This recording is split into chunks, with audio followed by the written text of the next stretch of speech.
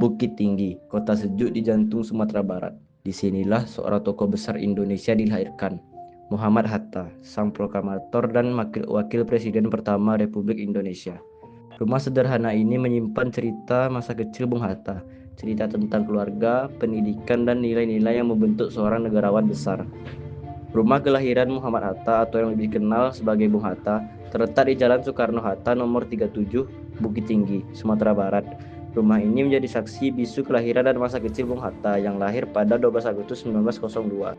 Rumah tersebut mencerminkan gaya rumah gadang khas Minangkabau, lengkap dengan arsitektur tradisional dan nilai-nilai budaya lokal.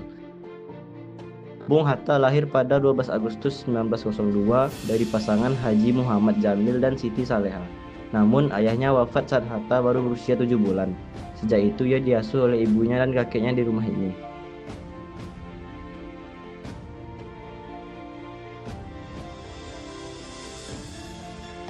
Keluarganya berasal dari kaum terpelajar dan religius. Sejak kecil, Hatta dibesarkan dalam suasana disiplin, sopan santun, dan cinta ilmu.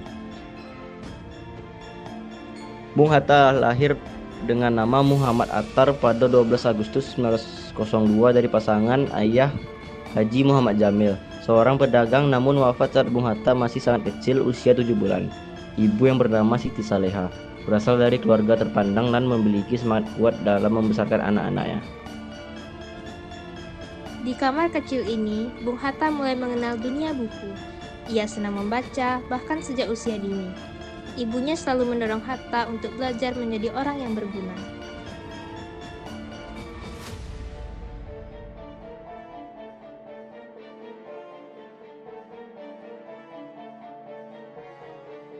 Ia tidak hanya cerdas, tetapi juga jujur, sederhana, dan tekun karakter yang ia pelajari dari lingkungan rumah dan didikan ibunya. Di rumah ini, Bung Hatta menjalani masa kecil yang penuh nilai-nilai, yaitu pendidikan sebagai landasan hidupnya. Ibunya sangat menekankan pentingnya pendidikan. Bung Hatta sudah pandai membaca sejak usia dini dan suka membaca buku di kamar kecilnya.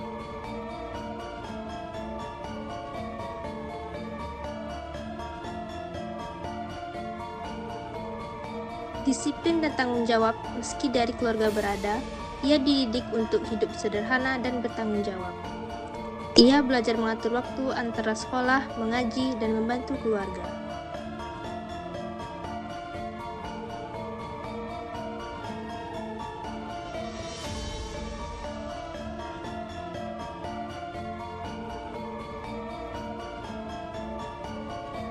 Lingkungan intelektual dan religius, keluarganya sering berdiskusi soal agama, ekonomi, dan kondisi masyarakat. Ini memengaruhi pandangan Bung Hatta kelak sebagai pemikir dan negarawan yang kritis.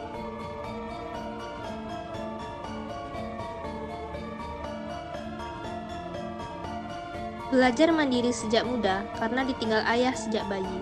Bung Hatta tumbuh lebih dewasa dari usianya. Ibunya menjadi figur penting yang menanamkan nilai kemandirian dan keuletan.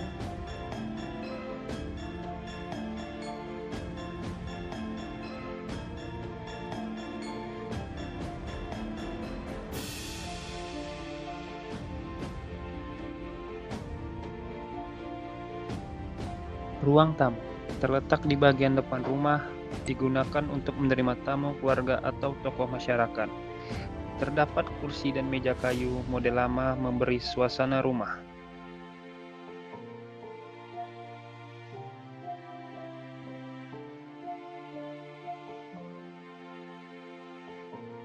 Dan ada juga ruang keluarga.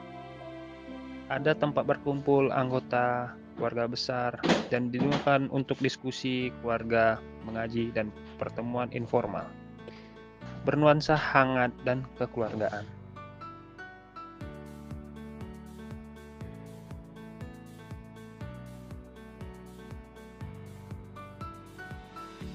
Ada juga terdapat ruang belajar Bung Hatta. Ini adalah salah satu ruangan paling ikonik. Terdapat meja kecil, kursi, dan rak buku. Disinilah Bung Hatta kecil sering membaca dan menulis, simbol semangat pendidikan dan disiplin.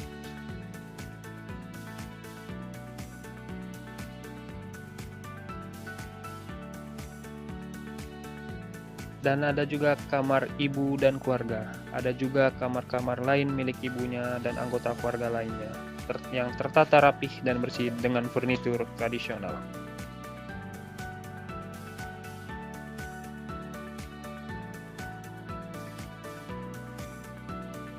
Dapurnya memiliki fitur tradisional, masih mempertahankan bentuk asli dapur Minang zaman dulu. Ada tungku kayu, alat masak, dan dari tanah liat dan logam. Tempat beraktivitas memasak dan juga tempat berkumpul sambil makan dan ruang makan terletak dekat dapur, meja, dan bangku kayu panjang.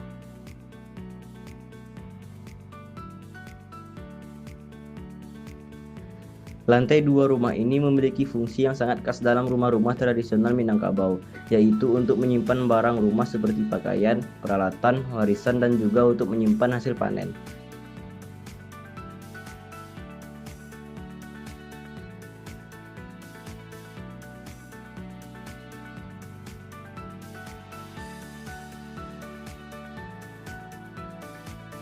Akses yang terbatas tangga menuju lantai 2 biasanya sempit dan curam, karena lantai 2 bukan untuk tempat tinggal atau aktivitas sehari-hari.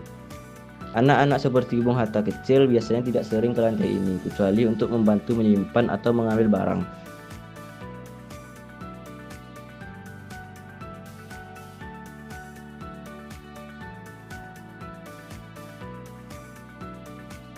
Tahun 1921, Bung Hatta meninggalkan rumah ini menuju Belanda untuk belajar ekonomi.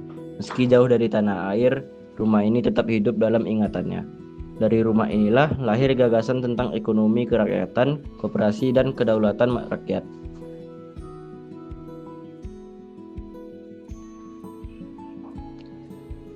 Kini, rumah Bung Hatta telah menjadi museum sejarah.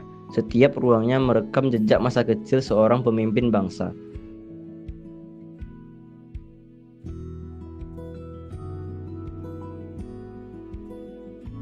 Pengunjung dapat melihat langsung tempat ia belajar, tidur, dan tumbuh. Sebuah rumah kecil yang melahirkan cita-cita besar. Dari rumah sederhana di Bukit Tinggi ini lahirlah seorang pemikir, pejuang, dan teladan bangsa. Semoga semangat Bung Hatta terus menginspirasi generasi muda Indonesia untuk mencintai ilmu, kejujuran, dan bangsa.